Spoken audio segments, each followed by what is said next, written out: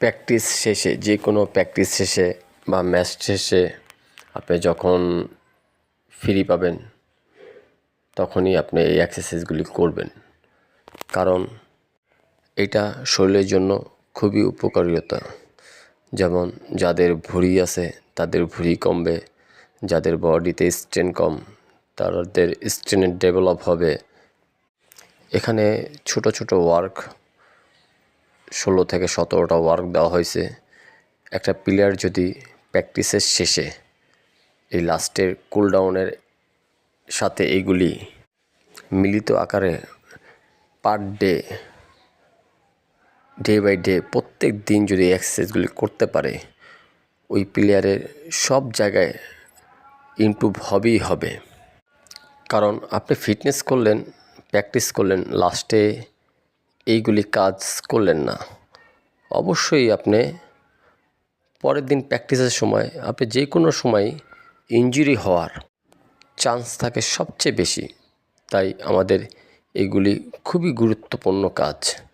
প্র্যাকটিসের আগে ভালো মতন স্ট্রেচিং করে নামা উচিত প্রত্যেকটা প্লেয়ারের। কোচে হয়তো একদিন দেখায় দেব, কিন্তু আমি মনে করি পার্সোনালভাবে প্লেয়ারদের কাজ এগুলি। প্লেয়াররা এটা খেলার শুরু এবং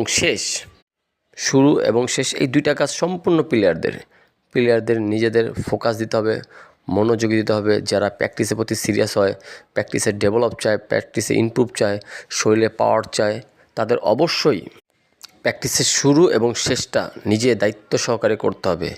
কোচও ফোকাস করবে, কিন্তু মাঝখানে কাজটা হচ্ছে কোচের। আগে এবং পরে এগুলি হচ্ছে প্লেয়াররা নিজে দায়িত্ব নিয়ে কাজ করতে হবে। আপনি যখন প্র্যাকটিসের পর এগুলি আপনার নিজের সময় দেওয়া, এটা আপনি যখন নিজের সময় দেবেন তখন আপনার বডি ডেভেলপ করবে। এটা হোক ম্যাচের সময়, হোক টুর্নামেন্টের সময়, হোক প্র্যাকটিসের সময়, আপনি অবশ্যই এগুলি কন্টিনিউ করবেন, ডে বাই ডে করবেন।